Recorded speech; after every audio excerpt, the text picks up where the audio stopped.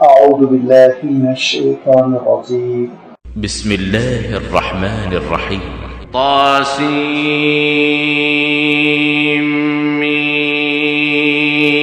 تلك آيات الكتاب المبين لعلك باخع نفسك ألا يكونوا مؤمنين إن نشأ ننزل عليهم من السماء آية فظلت أعناقهم لها خاضعين وما يأتيهم من ذكر من الرحمن محدث إلا كانوا عنه معرضين فقد كذبوا فسيأتيهم أنباء ما كانوا به يستهزئون أولم يروا إلى الأرض كم أنبتنا فيها من كل زوج كريم إن في ذلك لآية وما كان أكثرهم مؤمنين وإن ربك لهو العزيز الرحيم. صدق الله العظيم. الحمد لله الحمد لله رب العالمين والصلاة والسلام على سيد المرسلين وعلى آله وأصحابه أجمعين أما بعد. سورۃ الشعراء کا یہ پہلا رکوع ہے جس کی بھی آپ کے سامنے تلاوت کی گئی.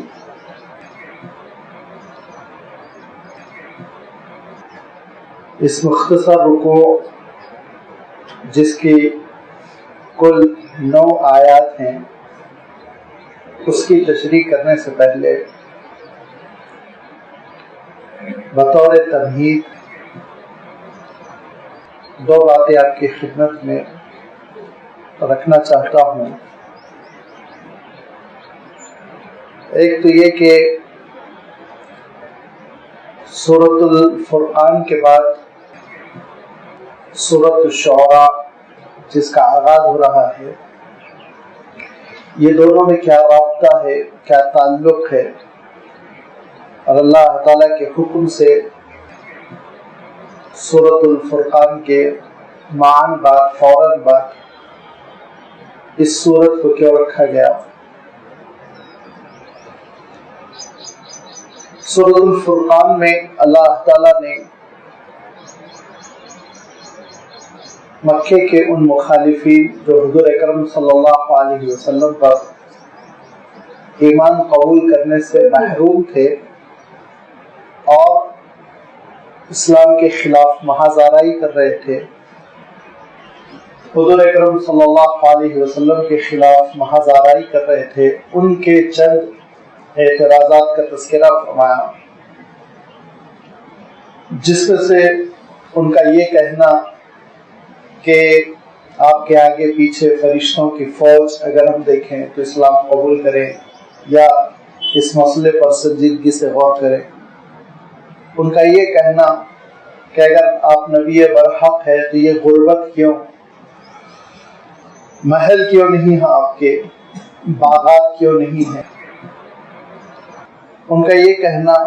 کہ اگر آپ اللہ کے رسول ہیں تو یہ بازار میں گھومنا کیسا، یہ خرید و فروخت کیوں کر. یہ وہ سارے اعتراضات تھے جو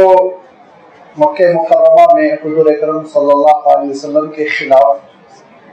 کھڑے کیے جا رہے تھے، کہے جا رہے تھے. اللہ تعالیٰ نے ان کا جواب بھی ارشاد فرمایا. وہ ساری چیزیں تفصیل کے ساتھ گزر گئی، لیکن اخیر میں اللہ تعالیٰ نے یہ بات ارشاد فرمائی کہ اس دعوت کی معنویت کو دیکھو، اس دعوت کی حقیقت کو دیکھو کہ دعوت قبول کرنے والی کی زندگی میں کیسی تبدیلی آ رہی ہے. اور اس کا ذکر اللہ تعالیٰ نے عباد الرحمن سے کیا کہ جب اللہ کے وہ بندے جو اسلام کی رحمت کو قبول کر لیتے ہیں تو وہ رحمان کے کیسے بندے ثابت ہوتے ہیں، چلتے پھرتے ہیں تو وہ کیسے، آپس میں ان کے معاملات ہوتے ہیں تو کس طرح سے، ان کے رات کیسے گزرتی ہے، ان کا دن کیسے گزرتا ہے. اور اسی کے ساتھ ساتھ اللہ تعالیٰ نے اختتام میں یہ بات ارشاد فرمائی کہ اگر مشرکین مکہ نے یہ سمجھ رکھا ہے کہ ہماری ان سرگرمیوں پر، ہماری ان مخالفتوں پر اور اللہ کے رسول صلی اللہ علیہ وسلم کو پریشان کرنے پر کسی قسم کا کوئی عذاب، کوئی سزا نہیں نازل ہونے والی ہے، تو یہ ان کی غلط فہمی۔ اللہ تعالیٰ ارشاد فرماتا ہے کہ ان کی بدعمالیوں کی وجہ سے پروردگار تو یہ چاہتا ہے کہ اس دنیا کو ملیا میٹ کر دیا جائے، اس دنیا کو حرف غلط کی طرح میٹ کر رکھ دیا جائے، ایسا زبردست قسم کا ان پر عذاب نازل ہو کہ سب کچھ ختم ہو جائے۔ کیونکہ قل ما یعبأ بکم ربی، کہ کیا اللہ تعالیٰ کو پرواہ ہے اس قوم کی، اس بستی کی، ان لوگوں کی، اس بھیڑ کی؟ یہ خس و خاشاک کی طرح ہے، کچرے کی طرح ہے کہ ان کو جلا دیا جائے، لیکن لولا دعاؤکم، تمہاری دعائیں ہیں۔ اس میں اللہ کے رسول صلی اللہ علیہ وسلم کی دعائیں بھی ہیں، اس میں خود انسانیت کی دعائیں بھی ہیں، جس کا میں تفصیل سے گزشتہ اتوار تذکرہ کر چکا ہوں کہ وہ کون سی دعائیں ہیں جس کی وجہ سے انسانیت برقرار ہے۔ تو فرمایا کہ تم میں سے چند ایسے نفوس ہیں، ایسی سعید روحیں ہیں، ایسے پاکیزہ نفوس ہیں اللہ والے، جن کا گڑ گڑانا، جن کی دعائیں، جن کا استغفار وہ پوری انسانیت کے حق میں کارگر ہے، جس کی وجہ سے انسانیت بچی ہوئی ہے۔ ورنہ تو فقط کذبتم، کہ اے انسانوں تم نے جھٹلا رکھا ہے، اور جھٹلانے کا انجام یہ ہے فسوف یکون لزاما، کہ اللہ کا عذاب لازم ہو کر رہ جائے، چمٹ کر رہ جائے۔ یہ دعاؤں کا اثر ہے کہ اللہ تعالیٰ نے انسانیت کو بچا رکھا ہے۔ اور اس سلسلے میں سورہ توبہ کی بھی آیت کوٹ کی گئی، جس میں اللہ تعالیٰ نے سورۃ الانفال میں، جس میں کہ اللہ تعالیٰ نے یہ بات ارشاد فرمائی کہ ایک تو حضور اکرم صلی اللہ علیہ وسلم کا وجود، خود اللہ کے رسول صلی اللہ علیہ وسلم تشریف فرما تھے، جس کی وجہ سے عذاب ٹلا ہوا تھا، اور دوسرے یہ کہ کچھ انسانوں کا استغفار کرنا اور رونا اور اللہ تعالیٰ کے دربار میں معافی مانگنا۔ دعا حکم کا ایک ترجمہ یہ بھی کیا گیا ہے کہ تمہارا دعوت دینا، اسلام کی طرف بلانا، چونکہ یہ سرگرمی جاری ہے اور اللہ کی طرف دعوت دی جا رہی ہے، اسی لیے اللہ تعالیٰ رحم و کرم کی نگاہ فرماتا ہے، اور اسی لیے اللہ تعالیٰ پوری انسانیت کو ڈھیل دے رہا ہے، چھوٹ دے رہا ہے، اور موقع دے رہا ہے سنبھلنے کا، سدھرنے کا۔ لہذا اللہ تعالیٰ ارشاد فرماتا ہے اگر یہ نہ ہو، اسلام نہ ہو، اسلام کی جانب نہ بلایا جائے، اور کچھ نفوس اللہ کی طرف دعوت دینے والے باقی نہ رہ جائیں، تو پھر اللہ تعالیٰ کے نزدیک بھی دنیا کی کوئی اہمیت نہیں ہے۔ اس کو اب آپ ذہن میں رکھتے ہوئے آگے سورۃ الشعراء میں کیا حقیقت آ رہی ہے اس کو آپ دیکھیں گے۔ سورۃ الشعراء کے سلسلے میں بطور تمہید دوسری بات آپ کی خدمت میں یہ رکھنا چاہتا ہوں کہ یہ تقریباً اس زمانے میں نازل ہوئی جبکہ مکہ مکرمہ کے مشرکین کی مخالفت زور پکڑ چکی تھی۔ حضور اکرم صلی اللہ علیہ وسلم کی دعوت بھی دھیرے دھیرے عام ہوتی جا رہی تھی، اور مکہ مکرمہ کی بستی سے نکل کر اطراف و اکناف کے علاقوں میں بھی اسلام کی شہرت پھیلتی جا رہی تھی، حضور اکرم صلی اللہ علیہ وسلم کی مقبولیت عام ہوتی جا رہی تھی، اور یہ مشرکین مکہ کو کھل رہا تھا، ان کو گوارا نہیں تھا، وہ پریشان ہو رہے تھے۔ یہ وہ زمانہ ہے جس میں آپ سیرت کی کوئی بھی کتاب اٹھا کر دیکھیں تو آپ یہ پائیں گے کہ اس زمانے میں مشرکین مکہ کی بڑی زبردست مجلسیں جم رہی تھی مشوروں کے لیے،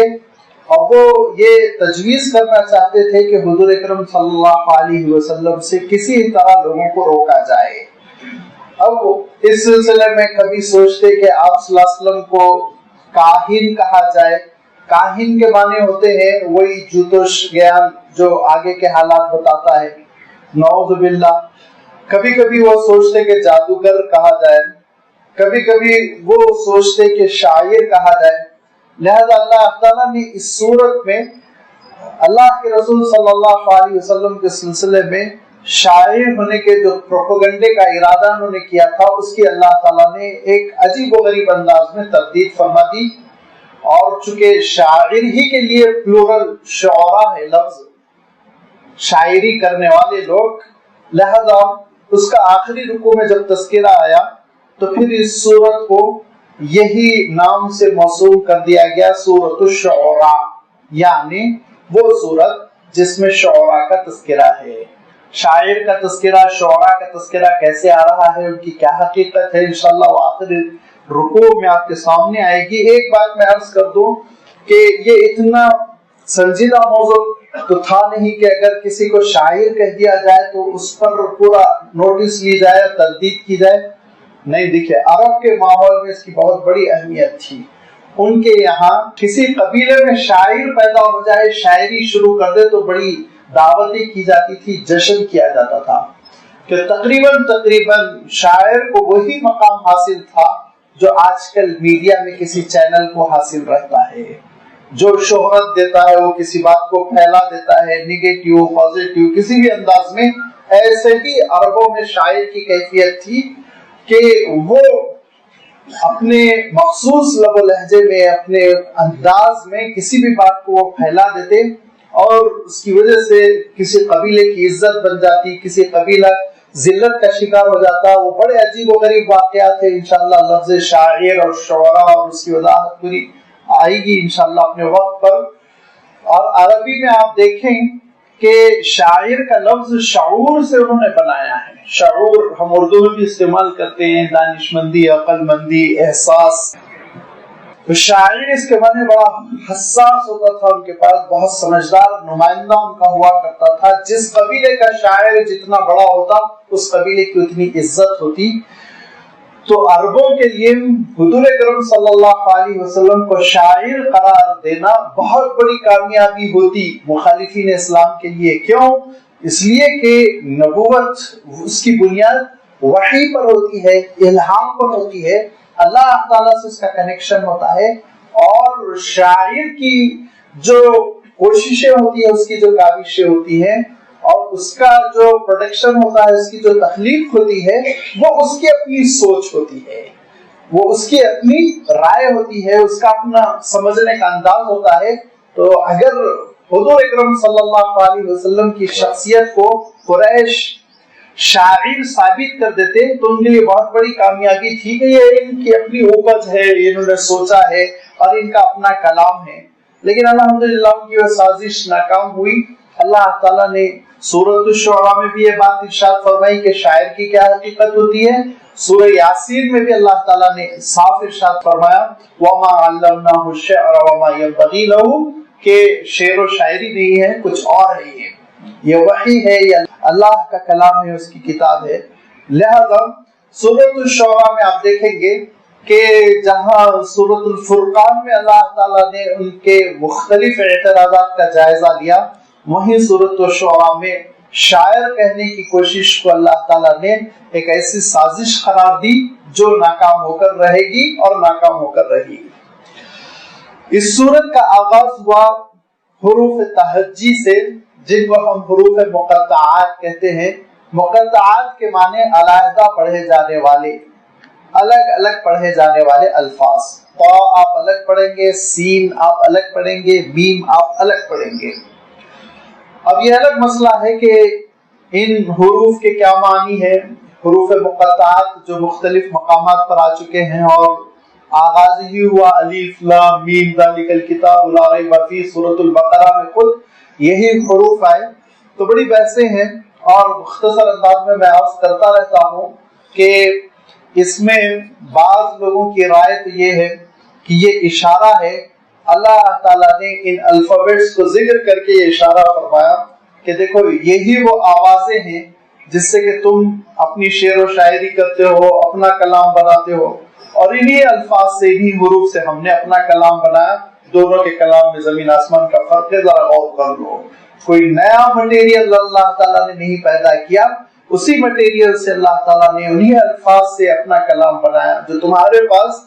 تمہارے پاس استعمال میں تھے، لیکن اس کے باوجود اللہ کے کلام کی تاثیر اور اللہ تعالیٰ کے کلام کی آفاقیت اور اس کا معجزہ ذرا تم غور کرو۔ بعض لوگوں نے کہا نہیں یہ صورتوں کے نام ہے، قرآنی نام ہے، بعض لوگوں نے کہا نہیں یہ مخففات ہے، یعنی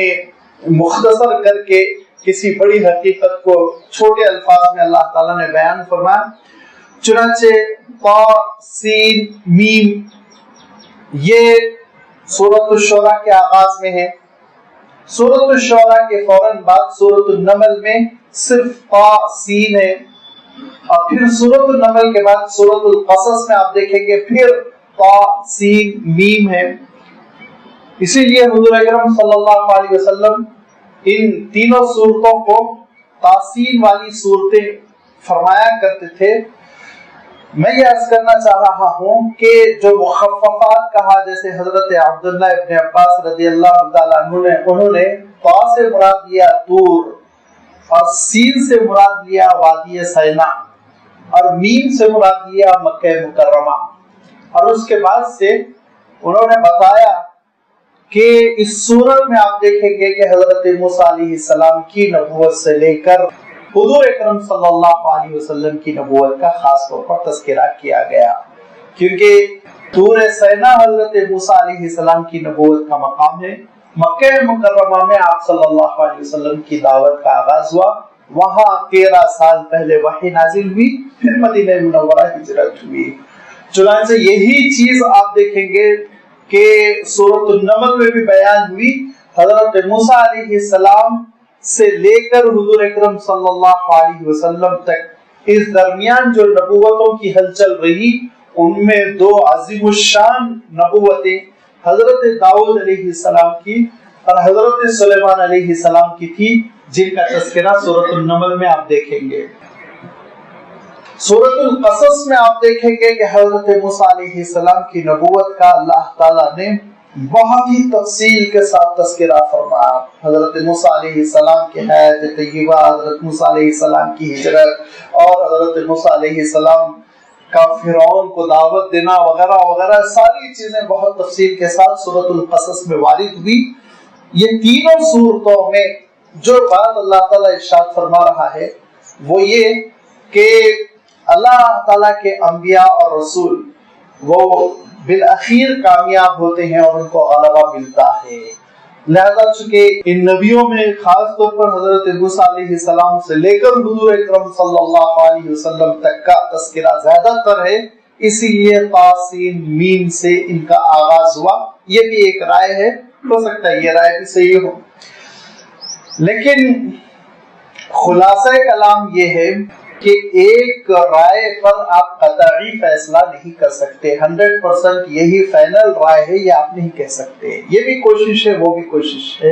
اور یہ ساری انسانی کوششیں ہیں۔ اگر حضور اکرم صلی اللہ علیہ وسلم کوئی معنی متعین فرما دیتے تب تو 2 رائے نہیں ہو سکتی تھی، لیکن اللہ کے رسول صلی اللہ علیہ وسلم سے کوئی ایسی روایت نہیں ملتی ہے کہ اللہ کے رسول نے متعین کر دیا ہو، اسی لیے انسانی ذہن میں مفسرین اللہ والے غور کرتے ہیں، مفاہیم اور معانی بتانے کی کوشش کرتے ہیں، ممکن ہو ان میں سے کوئی مراد ہو اور ممکن ہو کہ خطا ہو رہی ہو، بہرحال ہر 2 چیزوں کا امکان ہے۔ اس کے بعد اللہ تعالیٰ ارشاد فرماتا ہے طا سین میم تلک آیات الکتاب المبین، یہ آیتیں ہیں اللہ تعالیٰ کی کھلی ہوئی کتاب کی۔ آیات اس کی تشریح انشاءاللہ زیادہ وضاحت کے ساتھ یہاں پر اس لیے کرنی ہوگی کیونکہ آپ دیکھیں گے کہ مستقل اس میں ایک آیت آ رہی ہے، ریپیٹ ہو کر مکرر کئی بار، ان فی ذلک لآیۃ وما کان اکثرهم مؤمنین وان ربک لہو العزیز الرحیم۔ ہر 8-9 آیتیں 10 آیتوں کے بعد یہ دونوں آیتیں ریپیٹ ہوگی، تو اللہ تعالیٰ نے آیت کا لفظ بہت زیادہ اس صورت میں بیان فرمایا۔ اسی لیے آیت کی تشریح ہم ذہن میں رکھیں کہ तीन तरह की चीजों को कुरान पाक में आयतुन या आयात, आयतुन एक तरह, एक निशानी, एक आयत, और आयात उसके जमा का सीगा है। ये अल्फाज अल्लाह ताला ने तीन तरह की चीजों के लिए इरशाद फरमाया। एक तो ये कि कुरान मजीद के जो जुमले हैं उनके लिए आयतुन का लफ्ज आया है। कुरान मजीद का एक जुमला जो आप देखेंगे कि एक नंबर से शुरू होकर दूसरे नंबर पर खत्म होता है, जिसके लिए एक गोल सर्कल लगाया जाता है, उसके लिए भी लफ्ज आयत इस्तेमाल हुआ है, जिसको हम कहते हैं कुरान मजीद की आयतें। नंबर दो, अल्लाह ताला ने आयात का लफ्ज उन कुदरत की निशानियों के लिए भी जिक्र फरमाया जो कुदरत की निशानियां इंसान को हैरत में डाल देती हैं, हैरत अंगेज निशानियां जो पूरी कायनात में बिखरी हुई हैं, और उनका आलम यह है कि वो जितना गौर करता है उतना हैरान हो जाता है। सरसरी देखता है तो बहुत ज्यादा मुतासिर नहीं होता, लेकिन अल्लाह ताला इरशाद फरमाता है कि रहमान के अच्छे बंदों की सिफत नहीं है। रहमान के जो अच्छे बंदे, अल्लाह ताला के जो पसंदीदा बंदे होते हैं, वल्लज़ीना इज़ा ज़ुकिरू बिआयाति रब्बिहिम लम यखिरू अलैहा सुम्मा व उम्याना, वो अंधों और बहरों की तरह अल्लाह की निशानियों से नहीं गुजरते। वो पूरी अक्लमंदी के साथ, दानिशमंदी के साथ, शऊर के साथ अल्लाह ताला की आयतों पर गौर करते हैं। ये जो कुदरत के कारनामे हैं, अल्लाह ताला की कुदरत के जो कारनामे बिखरे हुए, फैले हुए हैं, और जिसके बारे में मैं अर्ज करता हूँ कि किसी भी आप छोटी सी चीज पर लेकर गौर कर ले कि एक छोटा सा फल, ये अंगूर अपने दरख्त में और अपनी बेल में लग रहा है, उसमें अल्लाह ताला कितना इस मिक़दार में ग्लूकोज का डालना, और उसकी मिठास, और उसमें पानी और उसका रस, और उसकी अपनी खुसूसियात कि इनमें एक अंगूर दूसरे अंगूर के मजे में, टेस्ट में मुतशाबे है, और एक फल दूसरे फल से बिल्कुल मुख्तलिफ है, उसकी खुशबू अलग है, इसकी खुशबू अलग, इसका मजा अलग है, उसका मजा अलग। अब आप गौर करते चले जाएं कि कहाँ एक छोटा सा बीज डाला गया था और कहाँ इतना बड़ा दरख्त, और उस दरख्त में लाखों फल, और हर फल अपने मजे में अपने साथियों से मुश्तरक भी है और मुख्तलिफ भी है। किस शान के साथ अल्लाह ताला ने पैदा किया, ये अल्लाह ताला की निशानियां हैं। और ये निशानियां जहाँ कायनात में बिखरी हुई हैं, वही इंसान के जिस्म में भी पाई जाती हैं। लिहाजा इन निशानियों पर तुम गौर करो, और जब गौर करोगे तो अल्लाह ताला इरशाद फरमाता है कि अक्ल हैरान रह जाएगी कि अल्लाह ताला की कुदरत और उसकी रुबूबियत और उसकी हिकमत, ये तीनों चीजें निखर कर आएंगी। इनको हम हमेशा गौर करना चाहिए कि अल्लाह ताला की रुबूबियत, वो कैसे इस कायनात को लेकर चल रहा है, उसकी कुदरत, उसका कंट्रोल कैसा है, और उसकी हिकमत क्या, इल्म है उसकी क्या दानाई है, ये सारी चीजें निखर कर चली आती हैं। लिहाजा अल्लाह ताला ने अपनी कुदरत की निशानियों को भी आयत से ताबीर फरमाया। और तीसरा मफहूम आयतों का जो कुरान पाक में आम तौर पर वारिद हुआ है, वो है अंबिया अलैहिस्सलातु व तस्लीम के मौजज़ात। अंबिया अलैहिस्सलाम के मौजज़ात को भी अल्लाह ताला ने आयतुन से ताबीर फरमाया है। लिहाजा हालात के लिहाज से आपको देखना पड़ेगा कि कुरान मजीद के जुमले के लिए लफ्ज़ आयत आया है, या अल्लाह ताला की कुदरत की निशानी के लिए लफ्ज़ आयत आया है, या फिर ये कि किसी नबी के मौजज़े के लिए लफ्ज़ आयत इस्तेमाल हुआ। इसको आप ज़हन में रखते हुए चलिए, क्योंकि ये बार बार लफ्ज़ इस सूरत में आएगा। तिलका आयातुल किताबिल मुबीन, यहाँ साफ है ये अल्लाह ताला की किताब की आयतें हैं, किताब के जुमले हैं। और कौन सी किताब? अल किताबिल मुबीन, ये वो किताब है जो मुबीन है। मुबीन के माने जो खुली हुई है, क्लियर है, जिसमें वजाहत है, जिसमें मफहूम में कंफ्यूजन नहीं है कि इंसान समझ ना पाए, बल्कि खुला हुआ मफहूम है, दो दो चार की तरह है, साफ सुथरा मफहूम है। ये ऐसी किताब है जिसकी हर चीज समझ में आने वाली है, जिसमें पेचीदगी नहीं है, जिसमें कंफ्यूजन किस्म का नहीं है कि इंसान न समझ सके कौन सी जिंदगी दी जा रही है, क्या काम किए जा रहे हैं, परेशान होकर रह जाए। ऐसा नहीं, बल्कि अल्लाह ताला की वाज़ेह किताब है اور اس کتاب کی یہ آیتیں ہیں۔ لہذا یہ آیتیں اللہ تعالیٰ اپنے رسول پر نازل فرما رہا ہے، اور یہ وہ رسول ہیں جن کے بارے میں اللہ تعالیٰ ارشاد فرمایا کہ یہ کوئی نیا معاملہ نہیں تھا، یہ تو حضرت موسیٰ علیہ السلام پہ بھی نبوت آ چکی تھی، حضرت ابراہیم علیہ السلام پر بھی آ چکی تھی۔ مکے کے لوگ حضرت ابراہیم علیہ السلام سے، مکے کے لوگ حضرت اسماعیل علیہ السلام سے خوب مانوس تھے، اپنا نسب نامہ اور اپنا رشتہ حضرت اسماعیل علیہ السلام سے جوڑتے تھے، تو ان کو تعجب کیوں ہے؟ یہ وہ آیتیں ہیں جو اللہ کے کلام کی ہے اور اللہ کی کتاب کی ہے، اے نبی آپ پر نازل ہو رہی ہیں۔ اب اس کے بعد سے نبی کا فریضہ کیا ہے؟ نبی کا فریضہ ہے کہ اللہ تعالیٰ کے دین کی تبلیغ اور اللہ تعالیٰ کی آیتیں پڑھ کر سنا دینا، نمبر 1۔ نمبر 2، اللہ تعالیٰ کی آیتوں کو سمجھا دینا۔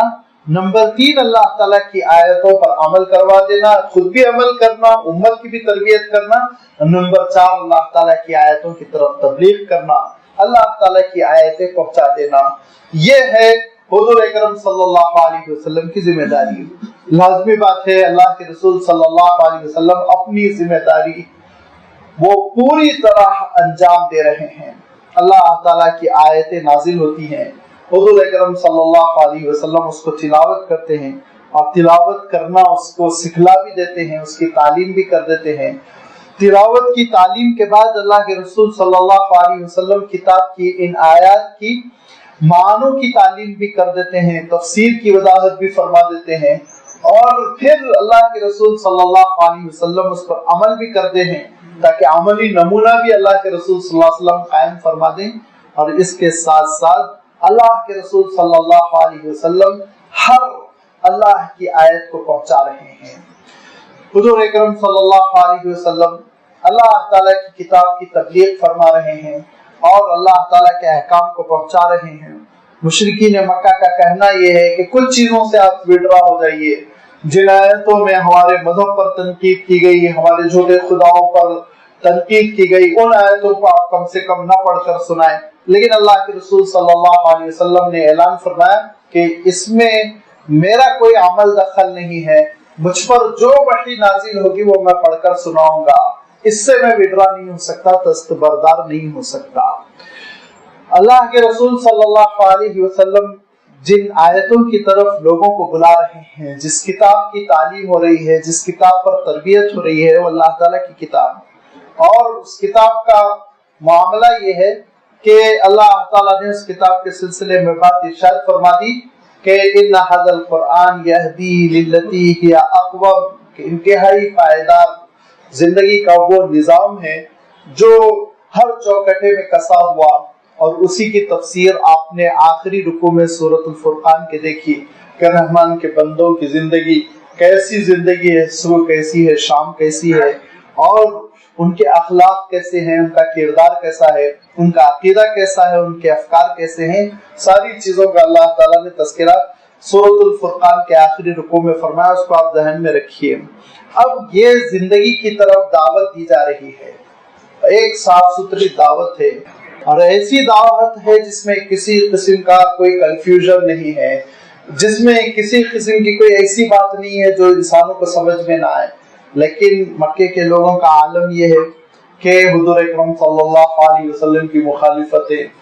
مکے کے لوگوں کا عالم یہ ہے کہ اللہ کے رسول صلی اللہ علیہ وسلم کی زبانی مخالفتوں سے معاملہ آگے بڑھ گیا ہے۔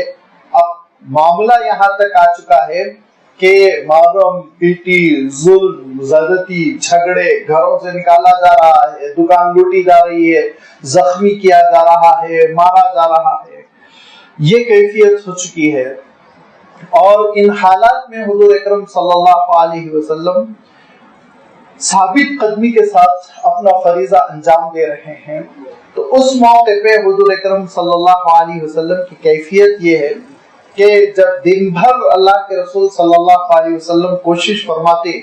کہ لوگ اسلام کو سمجھیں، لوگ قرآن پاک کو سمجھیں، لوگ اللہ تعالیٰ کی آیتوں کو سمجھنے کی کوشش کریں، پورا دن جب اس کوشش میں صرف ہو جاتا اور پھر تھک ہار کر جب رات ہو جاتی تو عام انسان تو سو جاتے، لیکن حضور اکرم صلی اللہ علیہ وسلم اللہ تعالیٰ کے دربار میں کھڑے ہو جاتے اور پھر حضور اکرم صلی اللہ علیہ وسلم کی کیفیت یہ ہوتی جس کو روایتوں میں کہا گیا، مشہور روایت ہے کہ لو عزیزن کا عزیز المرجل، کہ ہانڈی پکنے کی آواز آپ کے سینے سے نکلتی، اتنا گھٹ گھٹ کر روتے حضور اکرم صلی اللہ علیہ وسلم، اتنا گھٹ گھٹ کر روتے کہ جیسے کہ کوئی پانی ابل رہا ہو، ہانڈی میں کوئی چیز پک رہی ہو، ایسی آواز پیدا ہوتی آپ کے سینے مبارک میں۔ یہ اللہ کے رسول صلی اللہ علیہ وسلم کی کیفیت، یہ صرف اس لیے ہے کہ حضور اکرم صلی اللہ علیہ وسلم یہ سوچا کرتے تھے کہ کون سی بری بات میں نے ان کو کہہ دی۔ جانوروں جیسی زندگی بسر کر رہے ہیں، حیوانوں سے ابتر بدتر زندگی بسر کر رہے ہیں، ان کو برائیوں سے روکا جا رہا ہے، شرافت ان کے اندر پیدا کی جا رہی ہے، بھلائیوں کی تلقین ہے، اللہ تعالیٰ سے جوڑا جا رہا ہے۔ اور وہ جانتے ہیں، وہ سمجھتے ہیں، ان کی سوسائٹی میں بے شمار واقعات ہے، اور ہماری سوسائٹی میں بھی بے شمار واقعات ہے کہ بتوں کی پرستش کرنے والے بتوں کی حقیقت سے واقف ہوتے ہیں، اور جب ان کا مطلب پورا نہیں ہوتا ہے تو وہ ان کو کبھی لات مارتے ہیں، کبھی توڑ دیتے ہیں، کبھی پھینک دیتے ہیں، کبھی گالی دیتے ہیں، اور مختلف قسم کے رد عمل کا مظاہرہ وہ زمانے میں بھی کرتے تھے، آج بھی کرتے ہیں۔ تو اللہ کے رسول صلی اللہ علیہ وسلم یہ سوچتے کہ یہ خود جانتے اپنے جھوٹے خداؤں کی حقیقت، لیکن جب میں اللہ سے جوڑنے کی ان کو بات کرتا ہوں تو یہ میری کیوں مخالفت کرتے، کیا ہو گیا؟ اس میں حضور اکرم صلی اللہ علیہ وسلم کو کبھی کبھی ایک احساس یہ بھی ہوتا کہ کہیں ایسا تو نہیں کہ میں خیر خواہی میں، اخلاص میں اور دلسوزی میں کوئی کمی کر جا رہا ہوں، میں اپنی ڈیوٹی ادا کرنے میں، اپنا فریضہ ادا کرنے میں کہیں ایسا تو نہیں کوئی کوتاہی کر جا رہا ہوں، یہ بھی احساس ہوتا۔ آپ سوچیں گے اتنی بڑی بات کیسے کہی جا رہی ہے؟ ذرا آپ طائف کی دعا دیکھیں، حضور اکرم صلی اللہ علیہ وسلم جب طائف سے واپس تشریف لائے زخمی، جبکہ مکمل ریجیکٹ کیا گیا حضور اکرم صلی اللہ علیہ وسلم کی دعوت کو مسترد کر کر، ان لوگوں نے اتنی بدسلوکی کی کہ اپنے بچوں کو اور اپنے غلاموں کو حضور اکرم صلی اللہ علیہ وسلم کے پیچھے لگا دیا، جیسے کسی دیوانے پہ پتھر مارے جاتے حضور اکرم صلی اللہ علیہ وسلم پر، انہوں نے پتھروں کی بارش کی۔ تو اس دعا میں حضور اکرم صلی اللہ علیہ وسلم اللہ تعالیٰ سے عرض معروض کرتے ہیں کہ مولا اگر آپ کا غضب ہے، آپ کی سزا ہے، آپ کا عتاب ہے تو میں بہت گھبراتا ہوں، بہت ڈرتا ہوں، اس سے آپ مجھے محفوظ فرما دیجئے۔ اور علم یکن بک علی غضب فلا ابالی، لیکن اگر آپ کا غضب نہیں ہے، یہ ایک آزمائش ہے، امتحان ہے، تو پھر مجھے کوئی پرواہ نہیں، میں مطمئن ہوں۔ کہیں ایسا تو نہیں کہ میں اسلام کی طرف دعوت دینے میں اور تیرے پاک کلام کو سمجھانے میں کوتاہی کر جا رہا ہوں، تیرا غضب مجھ پر نازل ہو رہا ہوں، کہیں ایسا تو نہیں؟ اگر وہ نہیں ہے تو پھر میں مطمئن ہوں، چاہے مجھے لوگ پتھر سے مار مار کے ہلاک کیوں نہ کر دے۔ یہ حضور اکرم صلی اللہ علیہ وسلم کا جو انداز تھا، جو احساس تھا، اور اس کی وجہ سے حضور اکرم صلی اللہ علیہ وسلم کی کیفیت یہ تھی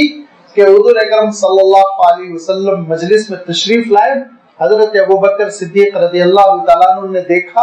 اور رونا شروع کر دیا۔ پوچھا ابوبکر کیوں رو رہے ہو، رونے کا کیا سبب ہے؟ تو حضرت ابوبکر نے فرمایا کہ اللہ کے رسول میں دیکھ رہا ہوں کہ آپ کی داڑھی میں سفید بال نمودار ہو رہے ہیں، بڑھاپا، وہ صرف اس لیے کہ آپ اتنا شفقت کر رہے ہیں انسانوں پر، اتنی محنت کر رہے ہیں کہ اس محنت کا احساس ذمہ داری کا بوجھ، فکر، تفکرات، جس کی وجہ سے آپ کے چہرے پر، آپ کی داڑھی میں سفید بال ہو رہے، تو حضور اکرم صلی اللہ علیہ وسلم نے ارشاد فرمایا ہاں شیبتنی سورۃ ہود و اخواتھا، کہ ہود اور اسی طرح کی صورتوں نے مجھے بوڑھا کر دیا۔ یہ فرمایا آپ صلی اللہ علیہ وسلم نے۔ کیوں؟ اس میں کیا تھا؟ فاستقم کما امرت، آپ کو لگے رہنا ہے، جمے رہنا ہے، ثابت قدم رہنا ہے، آپ کو ہٹنا نہیں ہے اپنے محاذ سے۔ یہ احساس ذمہ داری اللہ کے رسول صلی اللہ علیہ وسلم پر اس قدر طاری ہے کہ حضور اکرم صلی اللہ علیہ وسلم اس کے لیے روتے تھے، اس کے لیے اللہ کے رسول صلی اللہ علیہ وسلم تڑپتے تھے، دعائیں کرتے تھے اور پریشان ہوتے تھے۔ اللہ تعالیٰ ارشاد فرما رہا ہے، اور यही बात अल्लाह ताला ने सूरतुल कहफ में भी इरशाद फरमाई, और यही बात आप देखेंगे एक दो मकामात पर दूसरे अल्फाज में अल्लाह ताला ने बयान फरमाई कि ए नबी, इसमें आपकी जिम्मेदारी और इसमें आपकी किसी कोताही का कोई अमल दखल नहीं है। आपने अपनी जिम्मेदारी अदा करने में किसी किस्म की कोई कमी नहीं की और आप अपना पूरा काम कर रहे हैं। आपकी कैफियत तो ये है कि लअल्लका बाक़िउन नफ्सका अल्ला यकूनु मुमिनीन, कि आपकी कैफियत तो ये है कि शायद कि आप अपने आप को हलाक कर लेंगे कि ये लोग ईमान क्यों नहीं कबूल कर रहे हैं, सिर्फ इस वजह से कि लोग इस्लाम क्यों नहीं कबूल कर रहे हैं, ईमान क्यों नहीं कबूल कर रहे हैं, लगता है आप अपने आप को हलाक कर लेंगे। हलाक करने के लिए अल्लाह ताला ने लफ्ज़ इरशाद फरमाया बाक़िउन। मैं ये हमेशा कहता रहता हूँ और ये एक हकीकत है, इसको कभी आप ये ना समझें कि मैं अरबी की मुलाजमत की तनख्वाह हलाल करने के लिए कहता हूँ, ऐसा हरगिज नहीं है। अरबी अल्फाज का जखीरा बहुत प्यारा है, जो वोकैबुलरी है हर लफ्ज का अपना एक मफहूम होता है और हर लफ्ज दूसरे लफ्ज से कुछ ना कुछ मुख्तलिफ होता है। तो अब हलाक का लफ्ज भी अरबी का है, लेकिन यहाँ पे हलाकुन का लफ्ज नहीं है। देखिए, मोहलिकुन का लफ्ज नहीं है, लअल्लका बाक़िउन, बाक़िउन का लफ्ज है, बख़उन, और उसी से लफ्ज बाक़िउन जो बना, अरबी में उस हलाकत के लिए बोला जाता है जब इंसान घुल घुल के मरता है, अंदर से घुल घुल के गम और सदमे से जब इंसान हलाक होता है तो उस मौके पे लफ्ज बाक़िउन का इस्तेमाल होता है। सूरतुल कहफ में भी अल्लाह ताला ने यही लफ्ज इरशाद फरमाया, लअल्लका बाक़िउन नफ्सका अल्ला यकूनु मुमिनीन, लअल्लका बाक़िउन नफ्सका। ऐ नबी, ऐसा लगता है आप मारे सदमे के वफात पा जाएंगे, हलाक हो जाएंगे कि ये लोग अल्लाह की किताब पर ईमान क्यों नहीं लाते। फरमाया फला तज़हब नफ्सुका हसरातिन अलैहिम, मारे हसरत के आप वफात ना पा जाएं। दूसरी जगह भी इरशाद फरमाया कि हुजूर अकरम सल्लल्लाहु अलैहि वसल्लम को सदमा होता, घुटन होती, तड़प होती कि लोग क्यों नहीं इस्लाम कबूल कर रहे हैं। ये है देखिए रसूलों और नबियों का फर्क और आम जो रिफॉर्मर होते हैं उनका। एक इस्लाह करने वाला हुज्जत पूरी कर देता है, हुज्जत पूरी कर देता है कि मैंने समझा दिया, समझाने का फरीजा अंजाम दे दिया, किस्सा खत्म, बचना है बचे, हलाक होना है हलाक हो जाए, लिहाजा वो दामन झाड़कर उठ जाता है। लेकिन नबी और रसूल का मामला ये नहीं होता था। नबी और रसूल बहुत तड़पते थे, वो रोते थे और एक एक इंसान की हलाकत पर जब वो कुफ्र पर मरता, शिर्क पर मरता तो तड़प जाते थे और सोचते थे कि क्या हो गया, ये मेरी उम्मत क्यों बुराई पर मर गई। और फिर अल्लाह के रसूल सल्लल्लाहु अलैहि वसल्लम तो रहमतुल लिल आलमीन थे। अल्लाह के रसूल सल्लल्लाहु अलैहि वसल्लम की शफकत तो इस उम्मत पर इतनी थी कि हुजूर अकरम सल्लल्लाहु अलैहि वसल्लम पूरी उम्मत को, पूरी इंसानियत को बचा लेना चाहते थे और उसके लिए कोशिश करते, जतन करते और रोते, मेहनत करते, सब कुछ अल्लाह के रसूल सल्लल्लाहु अलैहि वसल्लम फरमाते, इतनी मेहनत फरमाते और ऐसा लगन और ऐसी तड़प कि अल्लाह ताला इरशाद फरमाता है लअल्लका बाक़िउन नफ्सका, ऐसा लगता है कि आप इस सदमे में अपने आप को हलाक कर लेंगे। अल्लाह यकूनु मुमिनीन, के क्यों ये मोमिन नहीं हो रहे, ईमान कबूल नहीं कर रहे हैं, मुसलमान नहीं होते, अल्लाह की किताब को समझने की कोशिश क्यों नहीं करते। अल्लाह ताला इरशाद फरमाता है, ए रसूल, ए नबी, आप एक बात याद रखिए, एक बात आपके ज़हन में वाज़ेह रहे कि हर इंसान की किस्मत में ये ईमान नहीं है। ये ईमान की नेमत ये अल्लाह के उन्हीं बंदों की किस्मत में है जो बंदे अपने आप को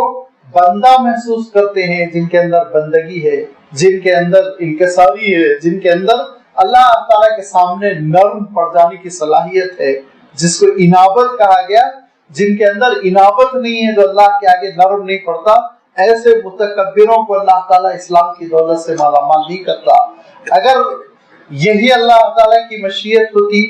और मौला का इरादा यही होता कि पूरे के पूरे इंसान मुसलमान हो जाए, तो अल्लाह ताला एक दूसरे मकाम पे ये बात इरशाद फरमाया कि सबको अल्लाह ताला ऐसे पैदा फरमाता जैसे कि फरिश्तों को पैदा फरमाया। फरिश्तों को अल्लाह ताला ने ऐसा पैदा फरमाया कि फरिश्तों के अंदर नाफरमानी का एलिमेंट नहीं है, वो नाफरमान नहीं बन सकते, बन ही नहीं सकते। उनके अंदर वो सलाहियत, जैसे बकरी गोश्त नहीं खा सकती और जैसे शेर वो वेजिटेरियन नहीं हो सकता, ऐसे ही फरिश्ते اپنے مزاج میں، ان کا مزاج جو ہے وہ نافرمانی کا ہے ہی نہیں، نافرمانی کر ہی نہیں سکتے، تو اللہ تعالیٰ سارے انسانوں کو ایسے ہی پیدا کر دیتا، نورانی عبادت گزار مسجد میں بیٹھے ہوئے، لہذا گناہ ہی نہیں ہوتے۔ اللہ تعالیٰ نے انسانوں کو اختیارات عنایت فرمائے جس کی وجہ سے اچھائی کو یا برائی کو اختیار کر سکتا ہے۔ اور اس کے بعد سے امتحان یہ ہے کہ اللہ کے رسولوں کی دعوت ہے، جو قبول کرے گا وہ جنت کی طرف جائے گا، جو قبول نہیں کرے گا وہ اپنا خمیازہ بھگتے گا۔ یہ بات اللہ تعالیٰ نے ارشاد فرمائی۔ یہاں اللہ تعالیٰ نے ایک اور بات ارشاد فرمائی، اور وہ بات بھی دراصل اسی بات کا استمداد ہے، ایکسٹینشن ہے۔ کیا؟ یہاں یہ ارشاد فرمایا اللہ تعالیٰ نے کہ اگر اللہ تعالیٰ کی مشیت یہ ہوتی کہ سب کے سب مسلمان ہو جائے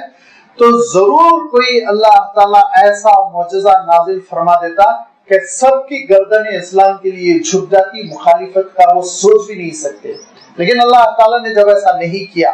اور ان کے اختیاروں پر چھوڑا، تو اے نبی آپ کیوں پھر اس قدر آپ پریشان ہو رہے ہیں، اس قدر آپ تڑپ رہے ہیں، اس قدر آپ اپنے آپ کو کھلا رہے ہیں؟ اللہ تعالیٰ کا یہ ارادہ ہے، اللہ تعالیٰ کی یہ مشیت ہے کہ لوگوں کے اختیار پر چھوڑا جائے۔ ان نشاء ننزل علیہم من السماء آیۃ، اگر ہم چاہتے تو آسمان سے ہم ایک نشانی نازل کر دیتے۔ اب آیتن کا ترجمہ آپ یہاں معجزے سے کریے، تب جا کے سیٹ ہوگی آیت۔ کیا فرمایا؟ ان نشاء ننزل علیہم من السماء آیۃ، اگر ہم چاہتے، ہماری مشیت ہوتی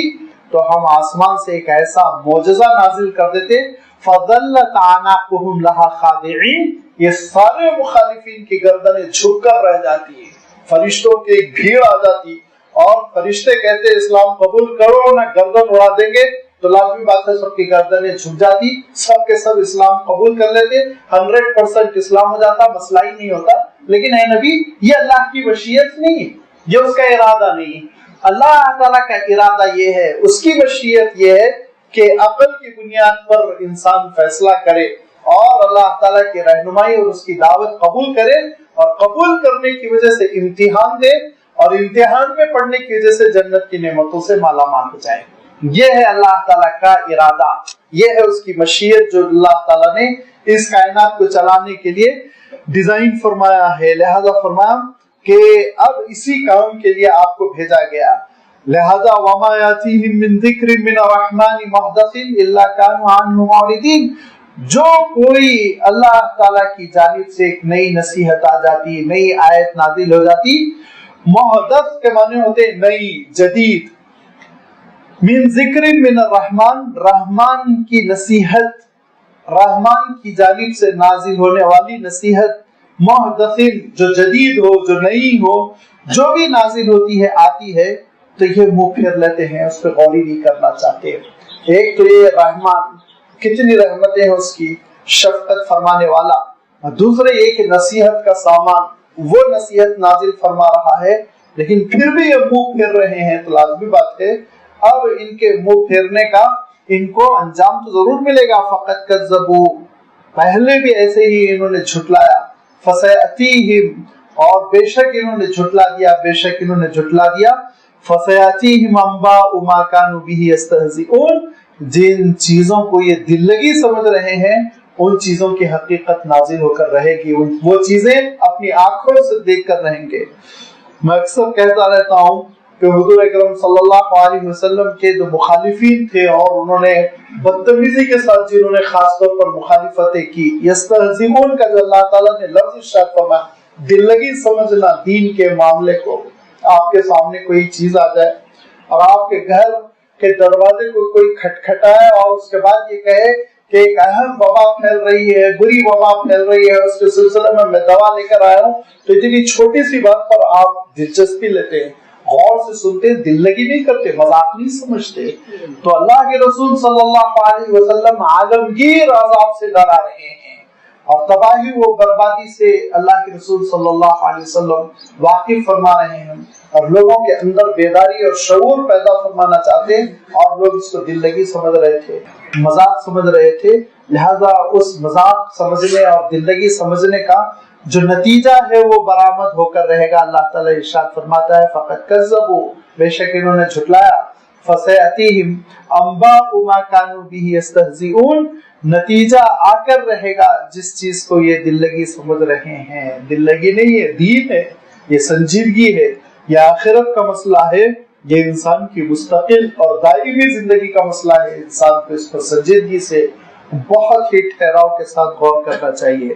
लिहाजा अल्लाह ताला इरशाद फरमाता है कि ये आपके मुखालिफिन जो मुखालिफत को भी बस एक दिल लगी समझते, तमाशा समझ के कर रहे हैं, बदतमीजी कर रहे हैं, हंस रहे हैं और वो ठीठी ठाठा में उड़ा देना चाहते हैं, उनको बुरे अंजाम से दो चार होना पड़ेगा। लिहाजा मैं अर्ज कर रहा था कि अल्लाह के रसूल सल्लल्लाहु अलैहि वसल्लम की वो मुखालिफत करने वाले जो इस वजह से मुखालिफत नहीं कर रहे थे कि इस्लाम उनको समझ में नहीं आ रहा है, बल्कि इसलिए कि दिल लगी समझ रहे थे, वो समझ रहे थे मजाक है, लिहाजा बेहुदापन कर रहे थे, उनका जो नतीजा हुआ वो भी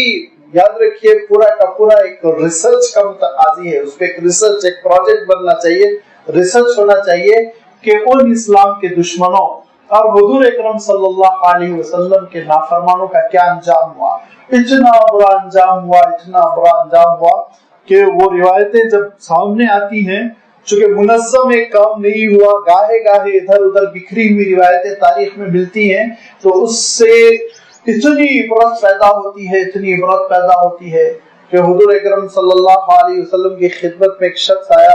बहुत ही इशारा करते हुए मैं आगे बढ़ूंगा, और वो अबू लहब का बेटा उक़बा उसका नाम, वो उतबा उसका नाम उतबा है, ये उतबा अलग है, उतबा इब्न अबी शैबा अलग है, दो अलग अलग शख्सियतें थी और दोनों हुजूर अकरम सल्लल्लाहु अलैहि वसल्लम के साथ बदतमीजी करते। लिहाजा उतबा आया और उसका निकाह हुआ था हुजूर अकरम सल्लल्लाहु अलैहि वसल्लम की साहिबजादी से, इस्लाम से पहले पहले, नबूवत से पहले पहले। उसने कहा कि मेरे अब्बा के सिलसिले में कह रहे हो तब्बत यदा अबू लहब व तब, के तब्बत यदा अबी लहबिन, तबाह हो गया, अबू लहब बर्बाद हो गया, उसके हाथ टूट गए। ये मेरे वालिद के सिलसिले में कह रहे हैं, ये लो मैं तुम्हारी बेटी को तलाक देता हूँ कह के बहुत बदतमीजी के साथ उसने आप सल्लल्लाहु अलैहि वसल्लम से गुस्ताखी की। तो हुजूर अकरम सल्लल्लाहु अलैहि वसल्लम ने बहुत छोटा सा जुमला इरशाद फरमाया, अल्लाह ताला अपने कुत्तों में से एक कुत्ता तुझ पर मुसल्लत करेगा। छोटा सा जुमला अल्लाह के रसूल ने फरमाया, अल्लाह ताला अपने कुत्तों में से एक कुत्ता तुझ पर मुसल्लत करेगा।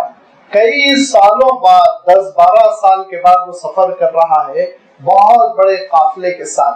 तिजारती काफिला है और कई लोग हैं, 100-200 लोग हैं, उस पर वो सफर कर रहा है और एक जगह रात को ठहरने का इत्तेफाक हुआ।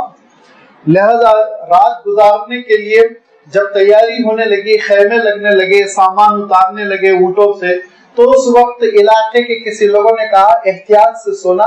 क्योंकि इस इलाके में चीते हैं जो दरिंदे किस्म के हैं, रात में टहलते रहते हैं, हमला कर देते हैं, हिफाजत का इंतजाम कर लेना। तो शख्स के मुंह से राज ये जुमला निकला कि मुझे लगता है कि मोहम्मद की बद्दुआ लग गई। पहले ही कह रहा है, वो खुद ही, उसको कितना यकीन है वो आप देखिए, वो कह रहा है लगता है मुझे मोहम्मद की बद्दुआ लग गई सल्लल्लाहु अलैहि वसल्लम। लोगों ने कहा इतने डरपोक, बीच में हम तुमको सुलाते हैं। लिहाजा बीचों बीच उसको सुलाया, चारों तरफ से पूरे काफिले वाले सोए। लेकिन अजीब और गरीब बात यह है, रात में 2:30-3 बजे वाकई चीता आया, सारे लोगों को सूंघता हुआ गुजर गया और इस शख्स की गर्दन को दबाया, पकड़ा और ऐसे लेके चला गया जैसे कि इसका चूजा शिकार है, ये ऐसे ले गया और उसको हलाक कर दिया सहरा में। तो ये मैं अर्ज करना चाह रहा था कि फकत कज़बू, झुटला रहे हो, फसयअतीहिम अंबाउ मा कानू बिही यस्तहजिऊन, आज जिस चीज को दिल लगी समझ रहे हो ना, उसका नतीजा बरामद होकर रहेगा, अपने आंखों से देखोगे। जितने अल्लाह के रसूल सल्लल्लाहु अलैहि वसल्लम के मुखालिफिन थे, एक एक करके ऐसी ऐसी जिल्लतों की मौत मारे गए कि हैरत होती है कि अल्लाह ताला ने उनका क्या अंजाम में बद फरमाया। हाँ, इल्ला ये कि उन्होंने तौबा की हो, सिद्क दिल के साथ इस्लाम कबूल कर लिया हो, वो अलग बात है, फिर हुजूर अकरम सल्लल्लाहु अलैहि वसल्लम के दरबार से वाबस्ता हो गए, तो फिर अल्लाह ताला ने उनके साथ रहम व करम का मामला फरमाया। अवलम यरो इलल अर्द कमा अंबतना फीहा मिन कुल्ली ज़ौजिन करीम। अब अल्लाह ताला अपनी उस निशानी का तज़किरा फरमाता है जिसके बारे में मैंने अर्ज किया था ने, आयत की तीसरी तर्जुमानी ये भी होती है, तीसरा मफहूम ये भी होता है कि अल्लाह ताला की कुदरत की निशानियां। लिहाजा फरमाया क्या ये नहीं देखते کہ ان کو مطالبہ ہے معجزات کا، اور ان کو مطالبہ ہے ایسی عقل کو حیرت میں ڈال دینے والی چیزوں کے دیکھنے کا، جس کو دیکھنے کے بعد یہ گھبرا جائیں، پریشان ہو جائیں، مجبور ہو جائیں اسلام لانے پر۔ فرمایا کیوں؟ اولم یرو، کیا یہ نہیں دیکھتے، الی الارض، زمین کی جانب، کم انبتنا فیہا من کل زوج کریم، کتنی ہم نے پیاری پیاری چیزوں کے جوڑے پیدا کیے۔ کیسے جوڑے؟ اللہ تعالیٰ جو ارشاد فرما رہا ہے وہ یہ کہ عربوں کے سامنے کھجور اور کھجور کا پھل تھا، عربوں کے سامنے انگور، عربوں کے سامنے زیتون، کتنے درخت تھے، اور ان درخت کے پھلوں کو دیکھتے تھے، اور ہمارے سامنے تو اس کی تعداد اور بھی بڑھ گئی۔ اس وقت دنیا کی ساری وہ نعمتیں جو پھیلی ہوئی ہیں اس دنیا کے دسترخوان پر، اگر آپ ان کو غور کر لیں کہ کتنی اللہ تعالیٰ نے پیاری پیاری چیزیں پیدا فرمائی ہیں۔ آپ دیکھیں گے کہ اللہ تعالیٰ نے اتنا کرم فرمایا، ہمارے جینے کے لیے اس نے دانوں کو پیدا فرمایا، جوڑ جوڑ کے دانے ہیں، لہذا چاول کے دانے، گیہوں کے دانے، مختلف قسم کی دالیں، سب کچھ اللہ تعالیٰ نے ہمارے لیے پیدا فرمائی۔ یہ ہم سب کے لیے بطور رزق بہت تھا، بہت کافی تھی اللہ کی میزبانی۔ اگر اللہ تعالیٰ اس پر اکتفا کر لیتا تو یہ اس کے فضل کے لیے، اس کی رحمت کے لیے، بندوں پر اس کی شفقت کے لیے بہت بڑی دلیل تھی۔ اس نے کتنی مخلوقات کو پیدا کیا، ان ساری مخلوقات کو مجبور کر دیا کہ وہ ایک ہی غذا کھائیں، دوسری غذا نہیں کھا سکتے۔ بڑی بڑی مخلوق ہے، طاقتور ہے، لیکن غذا بیچاروں کے دیکھیے آپ ایک ہی ہے۔ وہ ہاتھی ہے، ہری گھاس ہی کھا سکے گا، کوئی اور چیز سے لطف نہیں اٹھا سکتا، اور یہ گائے بیل بکری یہ گھاس ہی کھا سکیں گے، کوئی اور دوسری چیز سے وہ لطف نہیں اٹھا سکیں گے۔ وہ شیر جس کا ایک پنجے کا انسان مقابلہ نہیں کر پاتا، وہ بیچارے کو ایک ہی غذا ہے، گوشت، کچا گوشت کے سوا کوئی چیز نہیں کھا سکتا۔ بریانی اس کے سامنے رکھ دیجئے، انشاءاللہ وہ سوگے گا بھی نہیں۔ اللہ تعالیٰ نے کتنی اپنی بڑی بڑی مخلوقات کے لیے یہ معاملہ فرمایا کہ ان کے مقدر میں ایک غذا رکھے۔ انسان کے لیے چاول اور دال پیدا فرما دیا ہوتا اور کوئی چیز نہ پیدا کیا ہوتا تو کافی تھا، وہ رحمان کی رحمت کے لیے کافی تھا، لیکن اللہ تعالیٰ نے کہا نہیں، میری میزبانی اے انسانوں تمہارے ساتھ کچھ زیادہ ہوگی، لہذا اس نے ترکاریاں اگا دی، مختلف قسم کی ترکاریاں، رنگین متنوع اقسام کی، الگ الگ مزے کی، کہ آپ ہفتوں نے مہینوں کی فہرست بنا لیجئے اور روزانہ الگ الگ قسم کے مزے اٹھائیے۔ یہ رحمان کی کتنی بڑی ضیافت ہے، سوچیے آپ کتنی بڑی ضیافت ہے، لیکن وہ تو اتنا رحمان ہے، اتنا مہربان ہے، اتنا مہربان ہے، اس نے کہا چاول گیہوں دانوں کے علاوہ ترکاری بھی ہم دیں گے، اور ترکاریوں کے علاوہ ہو سکتا اس سے بھی تم اکتا جاؤ، لہذا آگے بڑھ کے اس نے پھل پیدا کیے، مختلف خوشبو، مختلف ذوق، مختلف مزے کے ایسے ذائقے دار پھل کہ کھاتے طبیعت نہ بھرے۔ اللہ تعالیٰ نے یہ میزبانی فرمائی انسانوں کی، کتنے مختلف رنگ کے پھل پیدا کیے، اور اس کی مہربانی دیکھیے، ایک ہی قسم کے پھل بھی الگ الگ پیدا کیے۔ اگر آم ہے تو اس کی قسمیں ہیں، انگور ہے تو اس کی قسمیں ہیں، یہ انسان کے ساتھ اس نے جو شفقت فرمائی اس کا کوئی بدل ہی نہیں تھا۔ انسان پوری زندگی شکر ادا کرتا کھڑا ہو جائے یا سجدے میں گرا رہ جائے تب بھی حق ادا نہ ہوتا، لیکن اللہ تعالیٰ نے اور مہربانی کی اور کہا کہ ہو سکتا یہ نو بنو پھلوں سے بھی تمہارا دل بھر جائے، لہذا اللہ تعالیٰ نے کچھ ایسی چیزیں پیدا فرما دی جو مہینوں خراب نہ ہو، اور اس کو آپ ڈرائی فروٹ کہہ کر خریدیں اور کھاتے رہیں، لہذا اللہ تعالیٰ نے اور چوتھے درجے میں انسان کی ضیافت فرمائی، اور ایسے ہم اقسام کے ڈرائی فروٹ پیدا کر دیے کہ بادام الگ ہے، اخروٹ الگ ہے، کاجو الگ ہے، یہ الگ ہے، وہ الگ ہے۔ یہ اللہ کی میزبانی تھی، اتنی بڑی اللہ تعالیٰ نے نعمت کی تکمیل فرما دی، لیکن پھر بھی اللہ تعالیٰ نے کہا کہ نہیں، پانچویں چیز ہم اور بھی انسان کو دیں گے، اور پانچویں نعمت اللہ تعالیٰ کی ایسی ہے جس پہ انسان قربان ہو جائے، وہ ایسی زبردست نعمت ہے کہ انسان کی زبان کے مزے کے لیے اللہ تعالیٰ نے بہت ساری جانوں کو حلال کر دیا، بہت ساری جانوں کو حلال۔ میں اپنے منہ کے مزے کے لیے ماں کے بیٹے کو ذبح کرتا ہوں اس کی آنکھوں کے سامنے اور اس کو کھاتا ہوں۔ بکرے کو ذبح کرتے ہی نہیں کرتے، اسی لیے تو اردو میں کہتے ہیں کب تک خیر بنائے گی بکرے کی ماں۔ بکرے کی ماں کب تک خیر بنائے گی؟ ایک نہ ایک دن اس کا بیٹا ذبح ہوگا. اللہ تعالیٰ نے ہمارے لیے جائز فرمایا. جانے لی ان بیچارے معصوم، اگر آپ اجازت دے تو میں کہوں سیدھے سادھے معصوم جانوروں کی جانیں حلال کر دی اللہ تعالیٰ نے میرے اور آپ کے ذائقے کے لیے، میرے اور آپ کے دسترخوان کی سجاوٹ کے لیے. اللہ تعالیٰ نے جب ہم پر اتنی نعمتیں فرمائی تو کیا تم نے کبھی ان نعمتوں پر غور کیا؟ کبھی تم اس طور پر غور کرو کہ جو لقمہ تمہارے منہ میں جا رہا ہے وہ لقمہ کتنی چیزوں سے بنا ہوا ہے. اس میں چاول کے دانے ہیں، اس میں کچھ دالیں ہیں، اس میں کچھ سبزیاں ہیں، اس میں کچھ گوشت کے ٹکڑے ہیں. تو ذرا سوچو کہ ایک ماں نے کہاں اپنے بچے کو جنم دیا ہوگا، کتنی شفقتوں سے اس نے اپنے بیٹے کو پالا ہوگا. اس کا بیٹا بکا اور بکتا ہوا بازار میں آیا اور اس کی گردن پر جب چھری رکھی گئی ہوگی تو کتنا وہ تڑپا ہوگا، لیکن اس کو کاٹا گیا، اس کے ٹکڑے کر دیے گئے، ہڈی الگ، کھال الگ، بوٹی الگ، اور بوٹی تمہارے دسترخوان پر آئی. لہذا اللہ تعالیٰ ارشاد فرماتا ہے فَبِأَيِّ آلَاءِ رَبِّكُمَا تُكَذِّبَانِ، اپنے پروردگار کی کتنی نعمتوں کا تم انکار کرو گے. اگر ایک نعمت اس نے دی ہوتی تب بھی انکار جائز نہیں تھا. سینکڑوں نعمتیں اس نے دی، کروڑوں نعمتیں اس نے دی، اس کا تم کیسے انکار کرو گے؟ اعتراف کرو. فرمایا اولم یروا الی الارض کما انبتنا فیہا من کل زوج کریم، اے انسانوں کیا تم نہیں دیکھتے، کیا وہ نہیں دیکھتے زمین کی جانب کہ کم انبتنا کتنا ہم نے اس میں سے اگا دیا، پیدا کیا، من کل زوج کریم، اچھی اچھی بھلی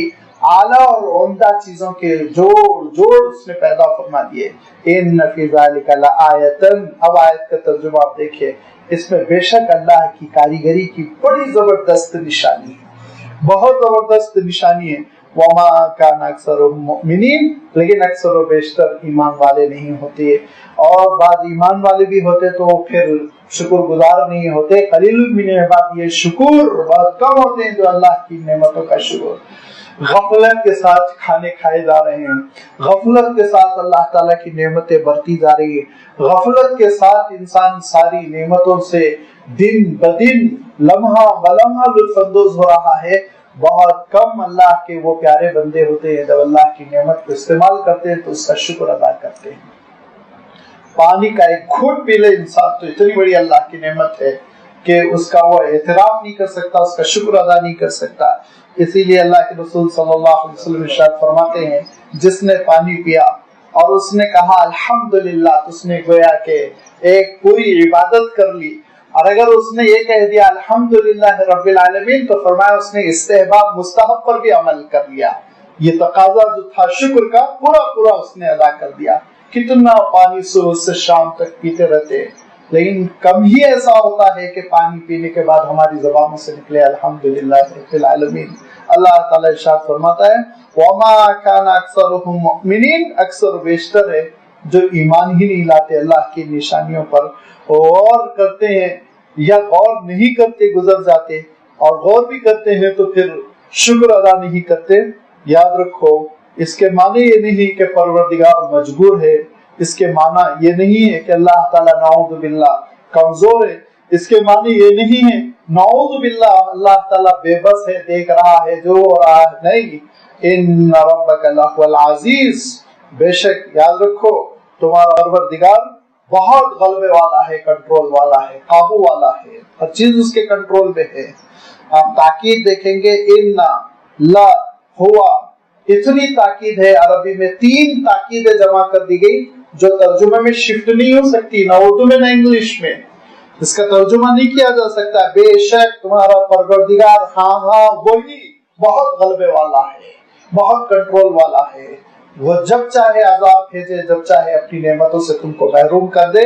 لیکن اس کا عالم یہ ہے ان ربک لہو العزیز الرحیم، اس کی رحمتیں بھی جاری رہنے والی ہے، بہت جلدی ناراض نہیں ہوتا وہ، لہذا وہ دیتا رہتا ہے اور انسان کو محروم نہیں ہونے دیتا ہے. اس وقت تک دیتا ہے جب تک کہ اس کی گھڑی نہیں آ جاتی، وقت موعود نہیں آ جاتا. جب اس کی مہلت ختم ہو جاتی ہے تب وہ موت سے دوچار ہوتا ہے، پھر اللہ تعالیٰ کی نعمتیں اس پر ختم ہو جاتی ہیں، اور پھر اس کے بعد سے اللہ تعالیٰ کے دربار میں اس کو اس کی نعمتوں کا جواب دینا ہوگا. اس کے بعد اللہ تعالیٰ نے اب یہاں سے نبیوں کا تذکرہ فرمایا. جیسے کہ میں نے عرض کیا تاسین میم ہی کی تشریح میں کہ سب سے پہلے حضرت موسیٰ علیہ السلام کا تذکرہ ہے، اور پھر حضرت موسیٰ علیہ السلام کے ساتھ ساتھ اور بھی نبیوں کا جملہ، اس طرح سے 7 نبیوں کا تذکرہ ہے۔ یہ وہ انبیاء علیہ السلام، یہ وہ اللہ کے رسول جنہوں نے دین حق پیش کیا، لیکن حضور اکرم صلی اللہ علیہ وسلم جیسے حالات سے کو دوچار ہونا پڑا، مخالفتیں، سازشیں، مکر و فریب، ایذا رسانی اور تکلیفیں، لیکن یہ لوگ، یہ اللہ کے رسول یہ ثابت قدم رہے اور استقامت پر گامزن رہے، اور نتیجہ انہی کے حق میں برآمد ہوا۔ اللہ تعالیٰ نے انہی کی مدد فرمائی، انہی کو غلبہ ہوگا۔ یہ مکہ مکرمہ کے مخالفین کو آئینہ دکھایا جا رہا ہے کہ مخالفین کی جو روش پر چل رہے ہو، نتیجہ وہی ہوگا جو فرعون کا ہوا تھا، نتیجہ تمہارا وہی ہوگا جو حامان و قامان کا ہوا تھا، قوم لوط کا ہوا تھا، اور حود علیہ السلام کی چھٹلانے والی قوم عاد کا ہوا تھا، حضرت صالح علیہ السلام کی مخالفت کرنے والی قوم سمود کا ہوا تھا، وہی حشر تمہارا ہوگا، ذرا سا دیکھو۔ لیکن ہر قصے کے اختتام پر آپ دیکھیں گے اللہ تعالیٰ ارشاد فرما رہا ہے ان ربک لہو العزیز، عذاب لانے پر وہ قادر ہے، لیکن الرحیم، مہلت بہت دیتا ہے کیونکہ وہ رحیم ہے، رحمان ہے۔ لہذا